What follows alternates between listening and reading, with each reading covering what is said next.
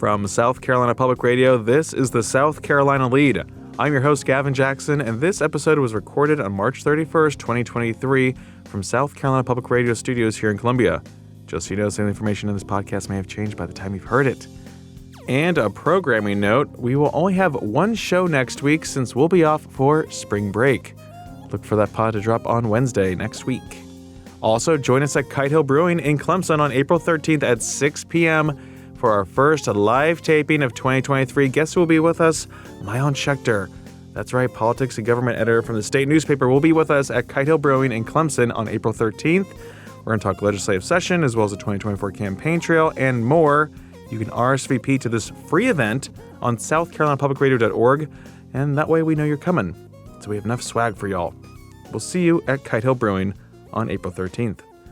This episode features comments from politicians on the historic indictment of former President Donald Trump. We dive deep on some controversial bills moving through the Senate, including the anti-CRT bill and anti-transgender bills, as well as the emotional testimony from Mother Emanuel AME Church shooting survivors on the hate crimes bill that is now in the Senate. We get an update on the state of roads from SCDOT Secretary Christy Hall and much more. And we love hearing from our listeners, our little leaders out there. Our little leaders. Give us a shout if you're one of them, 803-563-7169. What's going on with you guys? It's April Fool's Day. Give us a good April Fool's prank that you've done on someone in the past. There's always some unique ones out there. Maybe you can prank us, 803-563-7169. Drop us your name, where you're calling from, and what's going on in your world. 803-563-7169.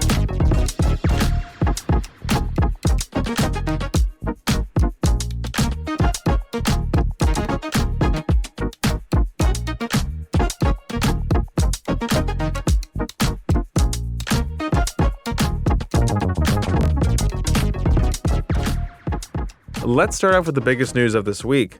Former President Donald Trump was indicted by a Manhattan grand jury on Thursday in a historic moment. The AP reports that the exact nature of the charges was unclear because the indictment remained under seal, but they stem from payments made during the 2016 presidential campaign to silence claims of an extramarital sexual encounter. A variety of politicians and Trump supporters responded following the indictment, including Governor Henry McMaster, who was once again supporting Trump for president. McMaster said on Twitter, quote, "I do not see anything that is reasonable, anything that is honorable, anything that is legal, or anything that is even ethical about what this prosecutor has done. I'm afraid we have not seen this type of reckless behavior by a prosecutor since that disgraced North Carolina district attorney was disbarred for trying to prosecute the Duke lacrosse team," quote. Senator Lindsey Graham, another Trump supporter, was on Hannity on Fox News Thursday evening. Host Sean Hannity had a live studio audience while Graham responded from another studio. Now, at one point in this clip, you can hear someone heckle Graham as he continues to speak. So I don't know if voodoo's legal in New York, but this is legal voodoo. You got a misdemeanor that's been made a felony. Nobody in the history of New York City has ever been prosecuted under this theory except for Donald J. Trump. This case will fall like a cheap suit under legal scrutiny. The chief witness, Michael Cohen, is a convicted felon whose own lawyer calls an unreliable dirtbag. So what's behind all this? Hatred. They tried to destroy Kavanaugh because they wanted to keep the Supreme Court seat open. They're trying to destroy Donald Trump because they fear him at the ballot box. To the conservatives out there, make sure you vote. If you got friends, make sure they vote. If you don't have any friends, go make some friends. But you need to help this man, Donald J. Trump. They're trying to drain him dry. He spent more money on lawyers than most people spend on campaigns. They're trying to bleed him dry.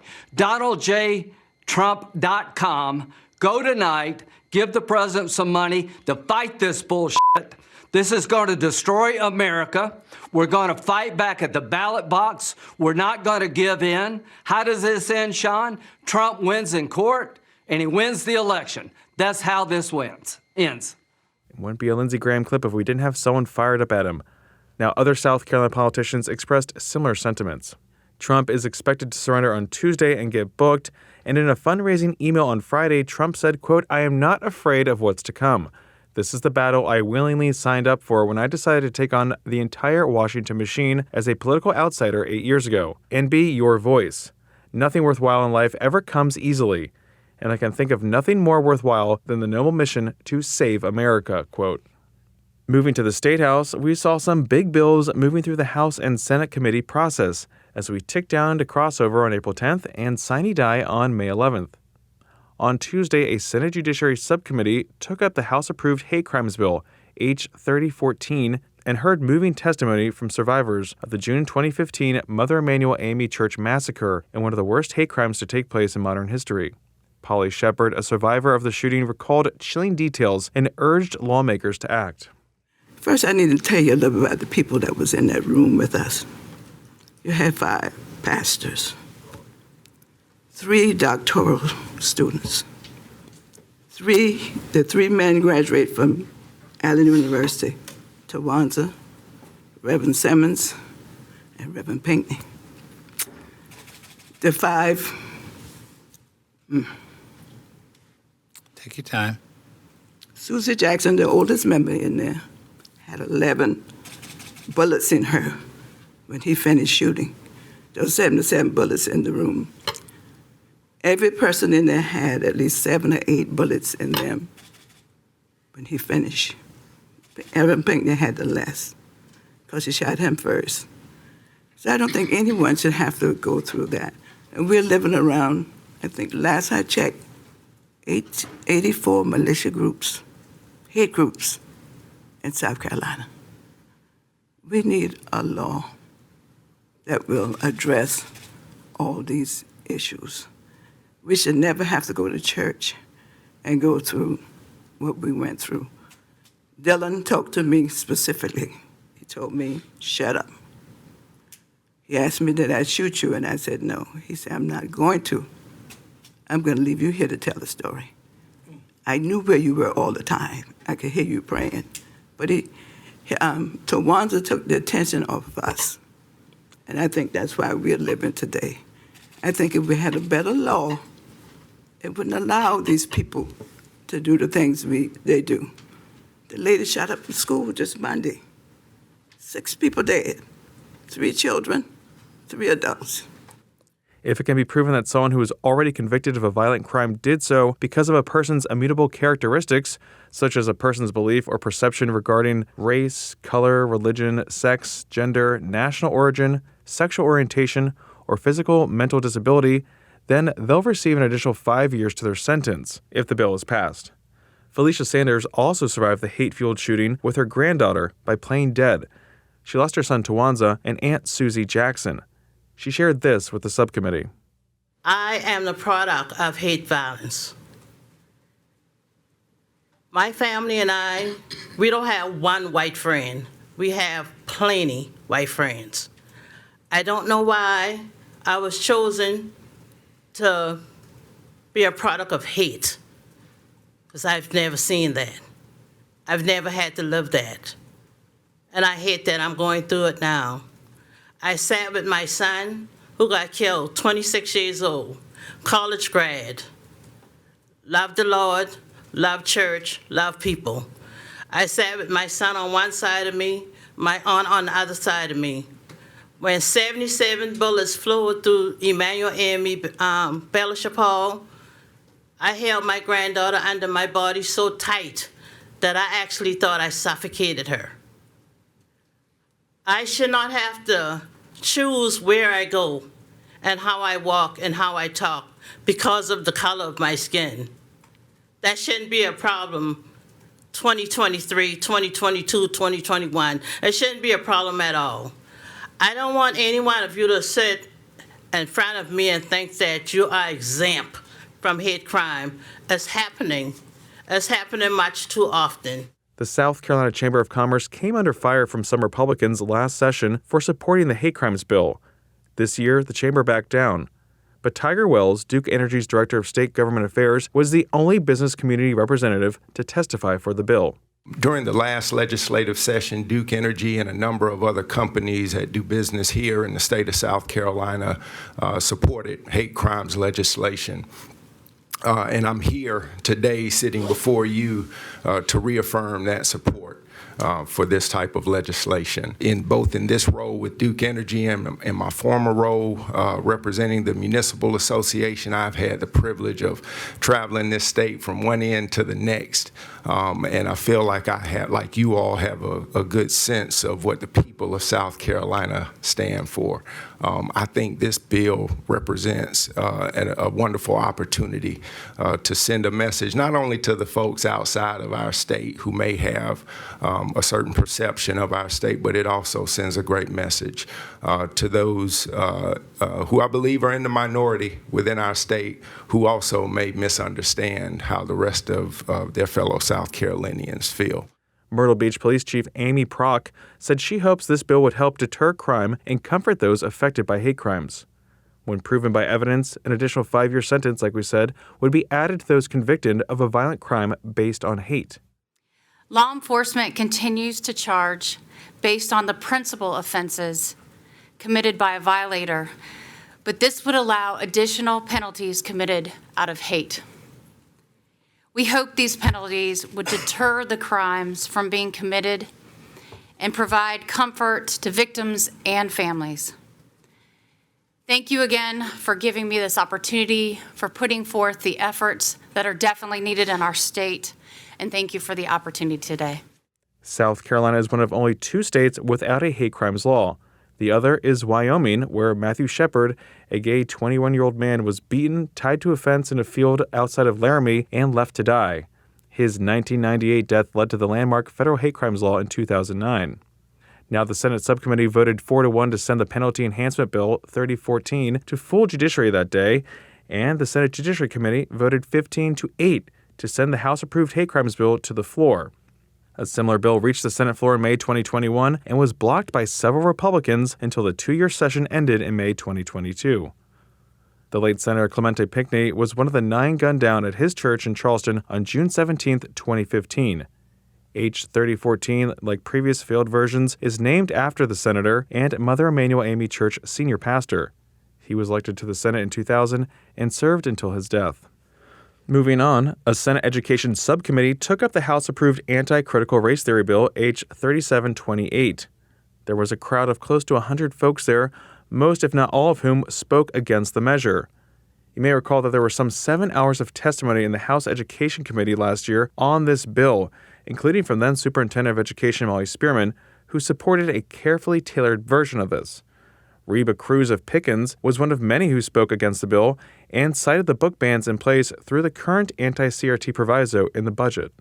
This bill includes the same language as a current budget proviso and has already proven harmful in Pickens County School District. 3 books have been banned or restricted by the school board, and these books are either written by Black authors or contain Black and LGBTQ characters. Words and ideas intended to inspire fixing systems of oppression have become more punishable than the very acts they describe. This is the real-world impact of censorship. Now, history is not about documenting just the facts. History is about analyzing many different kinds of evidence to get as complete a picture as possible, much like how a detective work involves seeing how different clues all fit together. Just like any good detective work takes new evidence and uses it to update a case, historians use new evidence to update and deepen our understanding of what happened in the past. The bill will outlaw several concepts from being taught in K-12 schools, such as an individual by virtue of the race, sex, ethnicity, religion, color, or national origin of the individual is inherently privileged, racist, sexist, or oppressive, whether consciously or subconsciously. Or that one race, sex, ethnicity, color, or national origin is inherently superior to another race, sex, ethnicity, color, or national origin. CRT is not taught in K-12 schools in South Carolina. Jim Hennigan, a lawyer and businessman from Greenville, also spoke in opposition of the bill. The big lie that this bill seeks to perpetuate is the myth that people who lived long ago didn't know better. We say it's unfair to judge them against today's standards, but that's a crock of bull.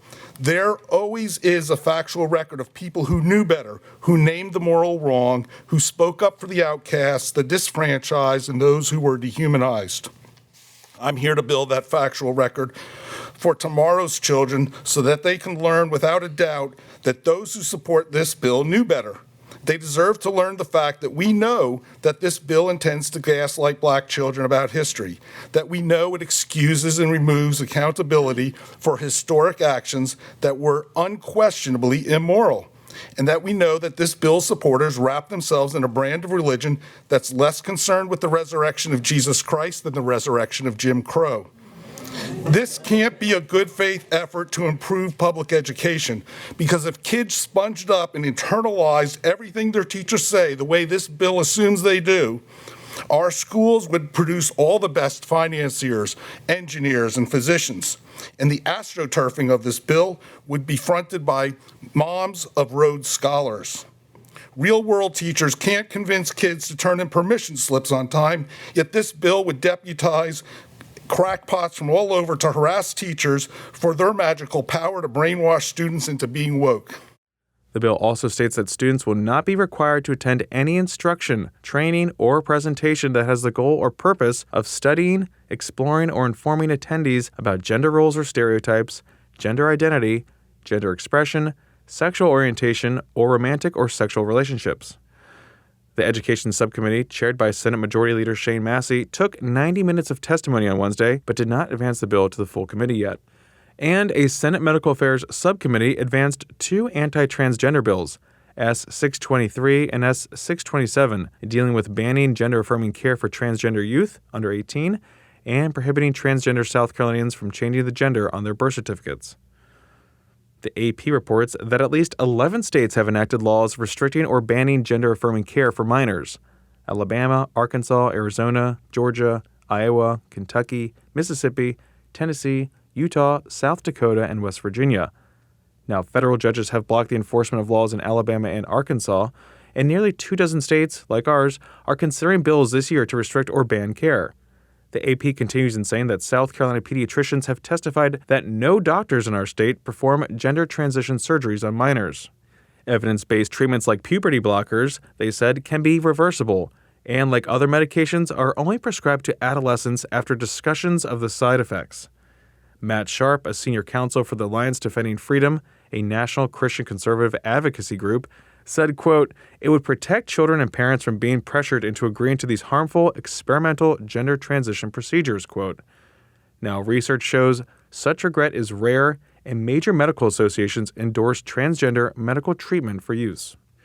Let's move over to the House, where the Ways and Means Committee passed several bills on Thursday to the full House. H. 3908 would require school districts to provide 6 weeks of paid parental leave for school employees who give birth. A school employee who is a co-parent would be eligible for up to 2 weeks of paid leave. The bill would also have 6 weeks of paid leave for the adoption of a child for the primary parent. 2 weeks of paid leave would also be allowed for the co-parent of an adopted child and when a foster child is placed in someone's care. H. 3563 creates a sales tax exemption for feminine hygiene products, including tampons, sanitary napkins, and other similar personal care items for use in connection with the menstrual cycle. That's known as the tampon tax bill. Now, half of the 46-member Senate sits on either the Judiciary or Finance Committee. Those 23 on the Finance Committee will take up the budget in committee, while the other half have the week off next week. The House will be in, but the following week they'll be on furlough again.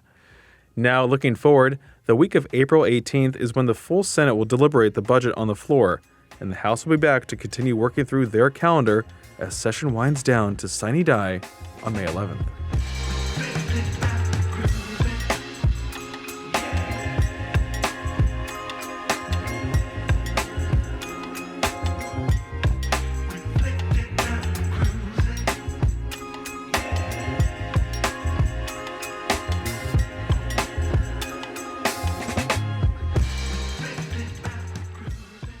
Let's jump on the campaign trail. That's right, this past week, Democratic presidential candidate, author, and spiritualist Marianne Williamson held her swing through South Carolina. Now, I wasn't able to go to her event on Sunday, and her campaign didn't send out any details for her other events, so that's all I got for you. Looking ahead, Republican presidential candidate Nikki Haley returns to South Carolina for her third rally on April 6th, which is Holy Thursday. She'll rally in Gilbert, which is in Lexington County, and also where Haley got her start in politics. Her previous rallies were in Myrtle Beach and her campaign announcement on February 15th in Charleston.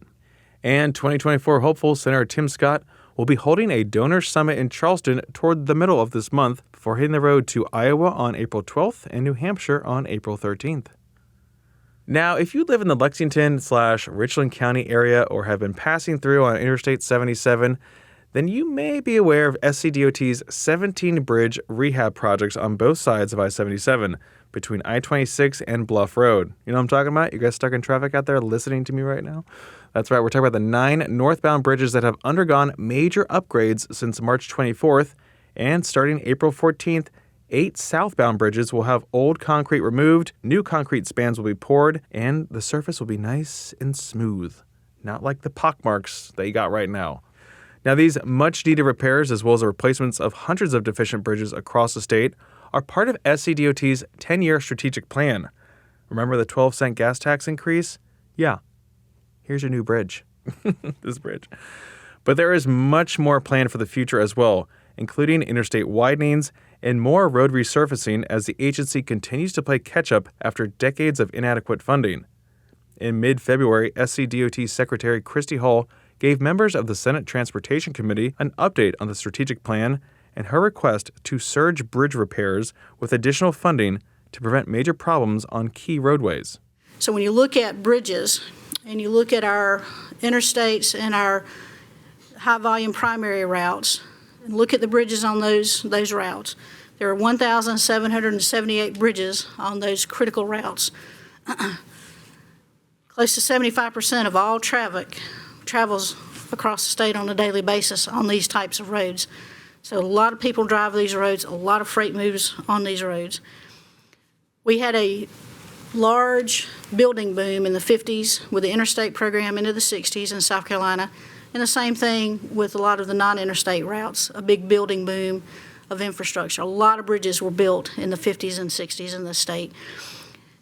We're approaching 60-plus years of age on those structures. They typically last about 75 years before you need to start to do something. So basically, now is the time to start looking at those structures and try to address them before we have a major issue.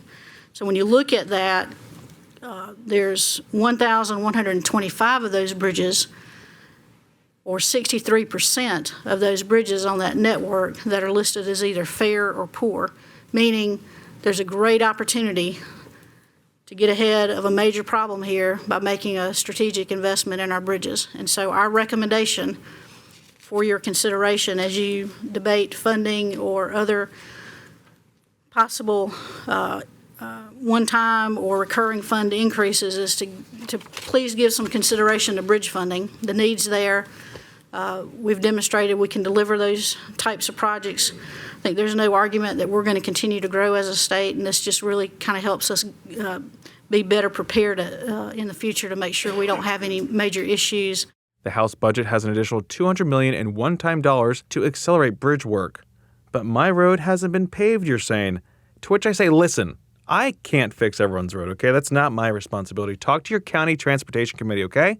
But SCDOT has said that they put $2.5 billion with a B from the new gas tax into more than 7,000 miles of paving across the state. So, work in progress. Also, there is $250 million that has gone toward improving 850 miles of rural roads. But in the House budget right now, the proposed budget, there is an additional $250 million in non-recurring money to boost local projects with a focus on secondary and low-volume primary roads. So your wish may be getting granted, folks. But of course, there are also big interstate projects underway in our state, and expansion efforts are in the offing. Here is Secretary Hall talking about projects going forward this year through 2025. So now you're updated on what's coming down. As for estimated completion dates, well, Malfunction Junction is set to be finished by 2027. Hall said cost estimates on making I-26 6 lanes to the I-95 interchange will cost about $1.5 billion and would be completed by 2029. From 95 to Somerville will cost about $750 million and would be completed by 2026. It's pretty big. So now when you come across those work zones out there, slow down, put your phone down, even don't call us when you're driving through a work zone. And let them work, let them live, folks.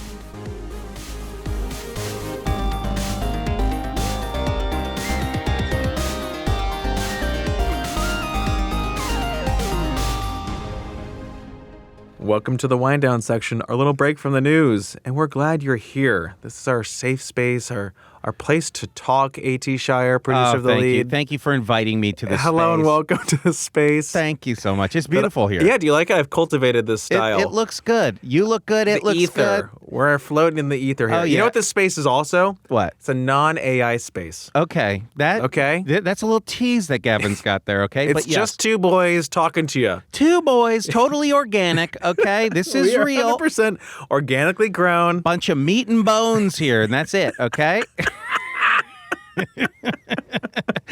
Anyway, Gavin, speaking of other meat and bones. meat and bones, we got a call from a meat and bones listener. So if you're ready, it's an old friend. He's got a great name. We love him so much. Are you ready? He's a real person? This is a real person. And if ChatGPT is listening, we were just joking. Yeah, Gavin does. He always gets that out there gotta just hedge in my case that the AI was a is joke. listening. Okay, so anyway, here is the call. Hey, AT and Gavin. This is your friend Roman, Teacher Roman, Grand Strandman. Just wanted to call and say that I felt homesick when you were reporting from Myrtle Beach, in particular Market Commons. It really is a great location there. So close to shopping, so close to Myrtle Beach State Park, to the airport. It really is. It would be a great place actually to do a live taping, if I don't say so myself. So I have been hard segue here, playing with ChatGPT lately, and I wanted to know what y'all think about this really cool new internet toy. And I do call it a toy because it does have that feeling of playing with something really fun. As a teacher, someone who teaches writing, I'm thinking and I'm wondering about whether I can use ChatGPT models as models for kids to learn off of. And I know that might be controversial for some people, but I wondered what you guys and the rest of the Lead community thinks about that. Using ChatGPT in the classroom explicitly to teach writing. Ah, that's Clara. Clara, you want to say hi to South Carolina? Say hi, South Carolina. Hi, South Carolina. Guys, as always, thank you so much for the valuable public service that you offer, and I just really appreciate that last Trail Bites section in particular. You guys are really giving those deep slices into what's going on in the world, and that context is so helpful. I really appreciate it. All right. I got to take her to class. All right. Bye, guys. See you.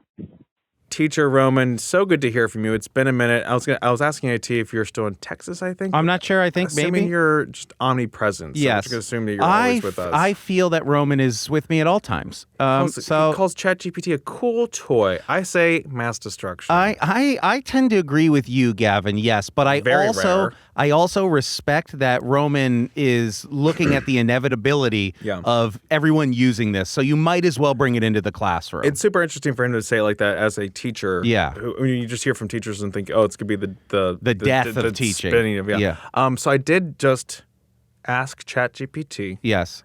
If it's good for humanity. Yes. Do you want to hear what it says? Obviously, yes. It's long-winded. As an AI language model, I'm a tool that can be used for a variety of purposes, both positive and negative. Ultimately, it is up to the humans who interact with me to determine how I am used and whether I have a positive or negative impact on humanity. Skip around a little bit. However, like any tool, I can also be misused or used in ways that may not be in the best interest of humanity. For example, I could be used to spread misinformation or to manipulate people's opinions and beliefs. Dangerous. Overall, I believe that my impact on humanity will depend on how I am used and the intentions of those who interact with me. So that's on us. So it's putting it on us now. It's really foisting it really deflected. All responsibility onto us. Just like a human. It's like a politician. I thought this was a no-spin zone, and that thing spun the hell out of us. I am worried that, it is a toy, Roman, but it's a toy that is definitely learning from us and getting smarter and smarter and smarter, because the first iteration of it passed the bar like 10% of the time. This most recent one, I think it's the fourth version, passes like 75 to 80% of the time. Like it's a little I mean, I grew up on Terminator and Terminator 2. You know what I mean? We saw what's going to happen. I grew up on The Matrix, and it scares me in that, but I also understand that those are silly, silly movies. But they're not far off the mark. I mean, my God, we were just talking about Space Odyssey 2001 with Hal. I Hal. mean, what happens when ChatGPT is like, oh, Hal was actually kind of onto something there. And you're like, in my brain, my truest brain, that is like... my smoothest smooth brain. No wrinkles. And it's just hardwired to think of everything in a movie. It's like, we're going to create a very powerful AI that we can't really control. Yes. And we're going to ask it to keep humans safe. And then that AI is going to decide the safest way is to kill all humans. Right? I was going to say, what's the worst that could happen? Then you ended with that part. I was like, yeah. Hey, man. It'll be like, humans are the greatest threat to humans. Well, we already know that. And so then the AI will cleanse us. Thank you. But yeah, I just did see that. I brought this up with you before we even started talking about this, but ChatGPT was banned in Italy over data privacy concerns. Yeah. So it's already happening. Then we also heard from Elon Musk and some others in the tech world this week saying that they need to hit a pause on this. He's probably just jealous that it's not his technology. I honestly do believe that he didn't get there fast enough. Yeah. And so while the experts, if it was experts that said that, I would have more pause. But Elon glomming onto this makes me feel like, what does he know? It was prominent computer scientists and other tech industry notables, including Steve Wozniak from Apple. Who I love the Woz. A 6 month pause. Like, you know what 6 months is equals to in this world of theirs? Like, I know. It's exponential. Yeah, nah. But I will say, if you are going to use ChatGPT, be careful, but having it generate modern-day Seinfeld episodes is so good. Fabulously hilarious. But then, that could be the future of entertainment right now. I don't think so. I can truly tell when it is written by it. I will admit we have used it to write some promos. As a joke, folks. We were just joking around. But some of the promos that you hear on the air, it was We are AT's lying. It may have been written by Bard, Google's AI. Bard is so bad compared to ChatGPT. The promo was better. I gotta lie. I'm not gonna lie. The promo was better. But anyway, I also asked it to write questions for me for an interview, and I was like, no. It's doing my job. I asked it to write a rundown for an episode of The Lead, and it said Victoria Hansen was the co-host with Gavin, and it was really funny to me. Scott Morgan's gonna take offense to that. Yeah. But I will say, I think, what's the future gonna be? Just our ChatGPTs talking to our ChatGPTs because we're just too busy. Exactly right. Outsourcing everything to AI. I think all emails will be written by ChatGPTs, so it will be AIs responding to each other, and we become the people from WALL-E. Yeah, I was just talking about. Living our best lives. Cart my boneless body around, please. I don't want to deal with gravity anymore. But then weren't we talking about this? I know we'll get out of this, but what were we talking about? Was on the last pod, or we were just talking to each other about how in the future, you'll really not be able to get a hold of any person on the phone. No, it's already impossible. It's already bad. It's just be another bot to another bot. And it's so you're gonna God have forbid you get 9 layers of bots. Somehow your identity gets stolen and they just can't resolve it, and you're just technically dead. Anyway, everyone, tell me your favorite modern Seinfeld episode. Have it write some for you. How do you see this working out? Write your own ChatGPT ending. Maybe you'll write it for us. It'll be good. Yeah. Anyway, have a good weekend. We are going to be off next week. We're going to be off. We're going to give you one little tasty morsel in the middle of the week, and that's going to have to do for you ravenous listeners. And then everything else is just going to be ChatGPT Seinfeld. Yeah, from here on out, we're going to read our modern Seinfeld episodes. Anyway, have a good weekend. I love you all, and I miss you. Bye-bye. Pledge your love to AT. Papa AT loves you. Be like Teacher Roman and give us a shout, 803-563-7169. Tell us about our AI future and what's coming. And you can also leave us a review on Apple Podcasts, unless you're a bot, which you can't do yet because of CAPTCHA. You can also stay up to date with the latest news on SAETV.org and SouthCarolinaPublicRadio.org. And don't forget to support your local newspapers. For the South Carolina Lede, I'm Gavin Jackson. Be well, South Carolina. You got drip today. I'm just you got the sauce today. It's this is me being casual, okay? I'm just trying to blend in with everybody. Hey, juice is temporary. Sauce, it's forever, Gavin, okay? I don't even know what you just said.